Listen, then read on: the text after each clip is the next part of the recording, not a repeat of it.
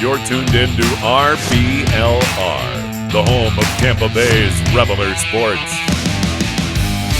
Welcome into RBLR Rays here on RBLR Sports. My name is Eureka. Thank you for taking your time out of your day to talk about your Tampa Bay Rays. So let's get right into it, man. The Rays now sit at 5-6. They are tied for third in the American League East, and they just got done with a couple series against New York, and they are playing the Texas Rangers a couple more times. But so let's get right into it. Since we last talked, the New York Yankees have come into town, and the Rays were able to have 9,000 fans in attendance for the home opener at the Trop. They also unveiled the banners. It was Banner Day, and they showed off the brand new American League East and American League Champion banners. This was awesome. This was a 10-5 thrashing of the New York Yankees. Rich Hill gets the start on the bump, and he goes 6 strong, 6 innings pitched, only giving up 4 hits, striking out 7, and having 4 earned runs. But other than a shaky third inning, he was way better than the first time that we saw Rich Hill. So I hope this is the way that he's going to be in the future here. But he retired his last 10 batters. That was an awesome stat that I saw. Just Rich Hill, for sure, that we need everything we can get out of Rich Hill, whatever he's got left in the tank. As far as hitting, man, Austin Meadows, 3 for 4, including a walk. Joey Wendell, 2 for 4 with 2 RBIs and a double. He goes 1 for 2 with runners in scoring position. Man, even Brandon Lau showed up to the ballpark with he go 1 for 5, but with 3 runs batted in. Very good to see Mr. Lau show back up. And the Rays were just able to break a 4-game losing streak, and that's kind of what you want to see for home opening day, is give the fans the optimism and the hope that springs in the air, and they get a win over the Pinstripes, man. They followed that up with a extra inning loss, however, 8-4. The Rays led this game going into the 8th inning. Brent Honeywell gets his major league debut. He gets to start. They knew that's what they were going to do. They were going to give Honeywell the ball, and have him go a couple innings, and then they were going to bring in Michael Wacha. So once again, that opener, kind of switching things up, just doing things a little bit differently. That's how we do things here in Tampa.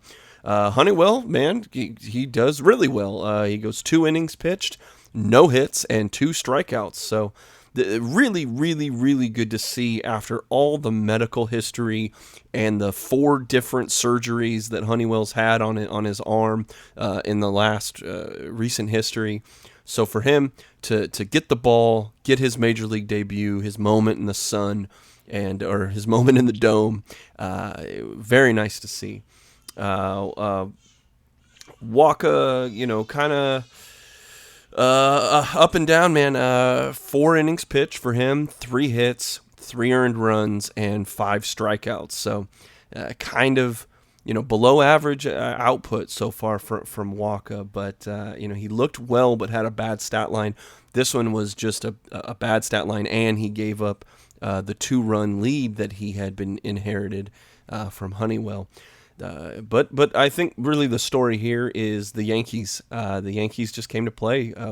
Rune Dodor, who they traded for, goes 1 for 5, hits an RBI.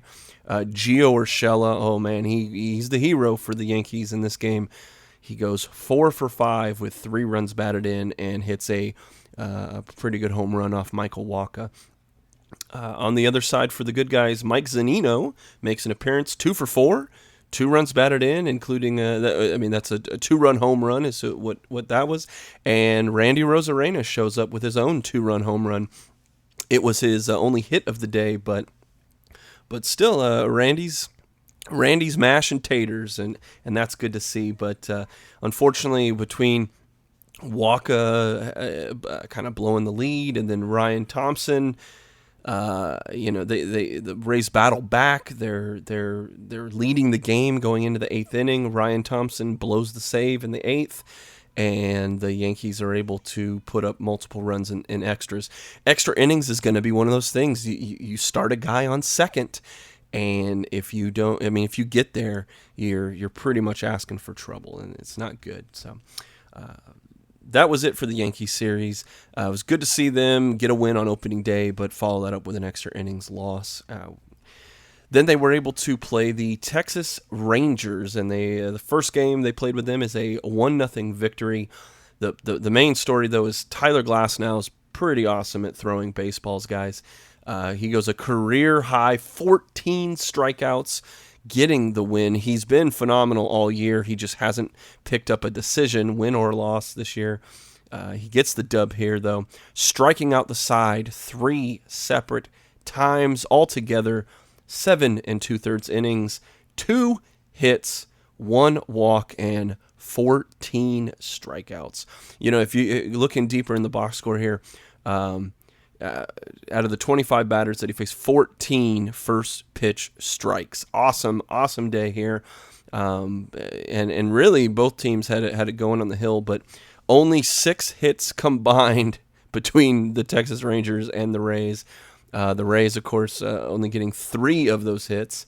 Meadows goes 1 for 2. I guess if you're looking for highlights in the box score here, Meadows 1 for 2 with 2 walks. He's the best hitter on the Rays right now, and people are finally noticing. They walked Meadows twice, and he had a double in this game. So still raking for Austin Meadows. Willy Adames, though, is your hero at the plate. 1 for 3 on the day, but has a 2-out game-winning home run in the 7th inning, and that is your difference as the Rays beat the Rangers 1-0. But follow that up with a loss to the Rangers, 8-3, and after only having 3 hits the day before, Texas, they found their bats. They lost the bag, and they found it. The equipment manager, big hero, finds the bats. 4 different Texas Rangers have multiple hits in this game. Their main guy is Nick Solak, who goes 2 for 4 with 3 runs batted in and a double. Just a phenomenal day for Mr. Solak at the plate. The Rays did have a 2-run first inning, but couldn't find another run until the 8th inning. Randy Rosarena, though, goes 2 for 3. Joey Wendell's 1 for 3 with a double for an RBI. Brandon Lau, another okay day at the office, 2 for 4. So he's finding it at the right time. I'll get into kind of my thing about Lau here in a second, but Yandy Diaz, he showed up in a big way, 2 for 3 with a walk and an RBI, and he goes 2 for 2 with runners in scoring position. But all these hits only from there's really nobody else is really contributing, and that's one of the big takeaways that I want to talk about for a couple minutes here, and that's that this Rays hitting is average or worse. Right now, it's still not time to panic, but because they're just about 500. They're 5-6. There's not a big. There's no one in the AL East is kind of running away. The Yankees have been under 500. There's everyone's kind of still bunched together. There's only a couple games separating the Rays from the top of the division, so there's still room that if they go on a run, they'll be at the top. But they're not going to do that if they cannot hit the ball. And the main sore thumb that I've got is Yoshi Tsutsugo. My man, he's on the year. He's 5 for 34 with 14 strikeouts. He has 1 run batted in, and he's batting a $147. And it's I don't know internally how long they're going to give him because he's got we've been talking about this all spring. We talked about this last week. It hasn't improved this week. You just see every game, 0 for 4 1 for 4, 0 for 3. But I mean, he came in as a pinch hitter against the Texas Rangers, struck out swinging. It's not looking well for our guy Yoshi, but I'm hoping he turns it around, man, because unfortunately we've had Manuel Margot's been hurt. Otherwise, I think he would have been between Brett Phillips, between Yandy Diaz, these guys that could come in and be a DH or a first baseman, which is what they use Sugo for.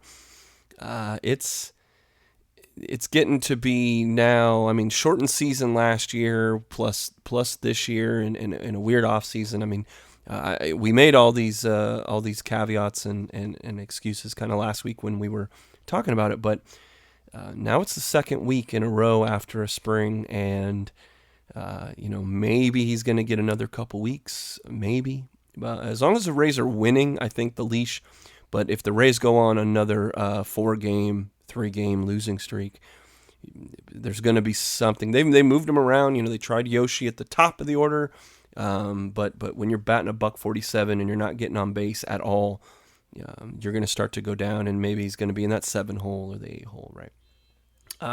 Another guy that's turned it around this week, and this is the headline for Brandon Lau, is he has turned it around this week.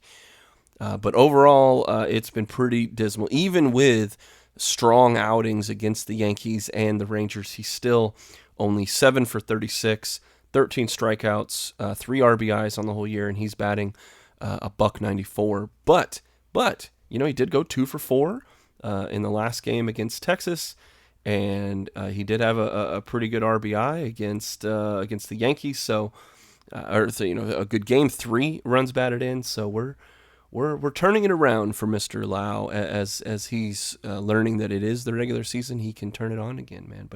But everyone else on this team is just kind of average at the plate, and it's kind of 2 weeks in a row now where, I mean, you've got guys. I mean, obviously Yoshi Tsutsugo is kind of at the bottom of the list. Lau going there, but everyone else kind of average. Willie Adames, is average. He's batting. If you look at on base percentage, he's at 256. OPS. If you look at OPS plus as a nice kind of a ballpark adjusted stat for all you stat heads out there. Willie Adames batting about average. Mike Zunino batting about average, but in the 7 games he's been in. Yandy Diaz a little bit over average, right? He's been good when he's been in. Margot's been hurt, but that's a bat that they're missing. He's a guy that's above average this year. But the 3 guys that are just absolutely raking, and the real reason that the Rays are winning some of these games is, number 1, Austin Meadows, without a doubt. I mean, this guy is he's slugging, he's getting on base, he's hitting home runs, he's hitting extra base hits. He's doing it all for the Rays right now, and he's doing it as a lefty, man. So you're killing it there. Randy Rosarena, he is showing it's not a fluke, man. He really is this good. In 10 games, he's getting on base. He's batting for average. He is striking out a little bit, but I mean that's going to be what he does. He's shown that he's got power. He swings for the fences. He swings for extra bases. He's going for it all, man. And he's got speed. He's got power. He's got, other than the glove not showing up so much this year, he has been the second best hitter for the Rays so far. I mean, you're talking a guy who's batting over 300. He's got 5 RBIs, which is tied for second on the team. He's just doing it all, man. Joey Wendell would probably be the other guy that I would say is above average hitting right now. Joey's just on a tear. He's shown he's still got something left in the tank. He's not striking out as much as you'd think. He's getting a ton of doubles. I mean, he's just a double machine this year. He's not so much hitting long bombs, but he's having just consistent 2 for 4 3 for 5, right? You getting on base with, so that's been a bright spot for sure. If we take that same kind of look into the pitching staff, basically Tyler Glasnow is on fire. Tyler Glasnow is probably in a Cy Young, way too early to call Cy Young list, right? You'd have to say he's going to have to pick up wins, though, if you want to win a big award like that. But Tyler Glasnow's dealing right now. Everything's working. I mean, you're talking 19 innings pitched. He's got an ERA under 0.5. He's at 0.46 ERA, if you're looking at that. 29 strikeouts in 19 and 2/3 innings pitched. He's only walked 3 dudes. He's only given up 1 earned run. Just everything you want in an ace, he is dealing it right now. If you look in the bullpen, Diego Castillo is probably the second best pitcher on the Rays right now. He's doing phenomenal as well. He's been in 5 games. He's pitched over an inning per game. He is striking people out. I mean, he's coming up huge. He struck out the side, three up, 3 down strikes, getting the save, and against Texas, and it's been really good. You put the ball in Castillo's hands, he's got that chain flowing, popping out of his jersey every time he's throwing, and he's doing everything we would have asked. Now, everyone else though is below average or worse. You're talking Ryan Yarborough. Below average. He's been in 3 starts, and unfortunately, you're getting hit with all these earned runs. He's got to figure something out. Colin McHugh, he's been in 3 games, 5 innings pitched, just giving up hits. Too many hits. Michael Wacha, again, just. You look at him, and I think he's doing better than his statistics should say, but they're not very good statistics. He's unfortunately still got a 7 ERA going on, and we run support would help. Of course, run support would help Michael Wacha, but if he's going to give up timely hits, he's going to give up untimely earned runs. Something's gotta get figured out with Wacha, but still hope. Ryan Yarborough for sure, Michael Wacha for sure, but Ryan Thompson is another guy that's right on the edge of being just either it's. I mean, he's given up 4 hits but 3 earned runs, so it's kind of been the big. The big hits at the wrong time, I guess, and so Yarborough, Thompson, Wacha.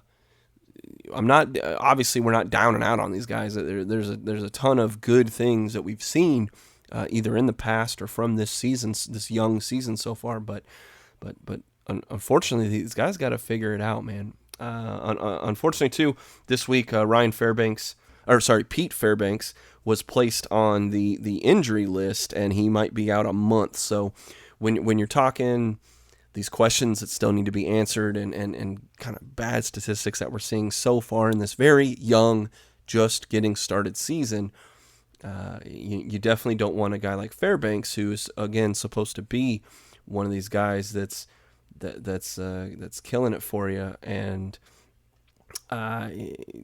but hopefully Cash is able to limit the things like a Ryan Sheriff blow up and a Chaz Rowe. Unfortunately he's still injured. Fairbanks was doing pretty well, and so if you get a guy who's unfortunately gonna lose a month of time, there's got to be guys who step up, and this is not something that's unheard of for the Rays. I mean, that's kind of the modus operandi, is that who is it? Is it going to be Cody Reed that rebounds? Is it going to be Honeywell? Is he the answer? They brought him up after Archer got hurt in his last start. I guess that's something we didn't talk about is Archer's first home start back with Tampa Bay, and it is a 4-0 win, and that's a game that Diego Castillo just comes in, kills it. The whole bullpen really kills it, only giving up 2 hits after Archer gets injured. But Archer's going to be out for maybe a couple weeks. They're saying he might be throwing by the end of this week, but unfortunately, he's kind of been up and down with health, and Archer opted out of last year and to deal with his surgeries and get his body right and everything like that. But coming back, it was good to see him on the mound for the Rays. But he's another guy that these guys are gonna need to come through and be what we hope they're going to be. So overall, though, some ups, some downs. They're at 500, and that's kind of who the Rays are right now. They are not an amazing team. They have some amazing players. Glasnow, amazing. For sure, Austin Meadows is playing out of his mind right now. Randy Arozarena continuing to show he's got superstar potential. So we're kind of where we were last week, except this week we're seeing more wins. We don't have that losing streak, but overall the feeling's the same. Where we've got some potential and there's some things, but there's also some anchors holding some things down. So all in all, you're kind of stuck in the middle. Maybe that's the title of this episode is kind of stuck in the middle, because it shows it in the win column. It shows it on the stat line. When you average everything out, you're kind of stuck in the middle with you. But I'm happy you're stuck here right with me, guys. So thank you for listening this far on your lunch break or on your morning commute, or whatever you're doing, however you're consuming this, man. I absolutely appreciate it. This is the one thing I'll ask of you is when you get a chance, give us a like, give us a subscribe. If you're following us on social media, you're awesome. If you can, find us at RBLR Sports and go ahead and subscribe. If you're on Twitter, if you're on Facebook, you're on Instagram, we're always posting new content almost daily. We've got podcasts now throughout the whole week. If you're also on Google Podcasts, Apple Podcasts, Spotify, Stitcher, give us a subscribe. And if you get fun, give us a 5-star review, because I hope that's what you're getting out of us. So for all of us here at RBLR Sports, we thank you, and we say, go Rays!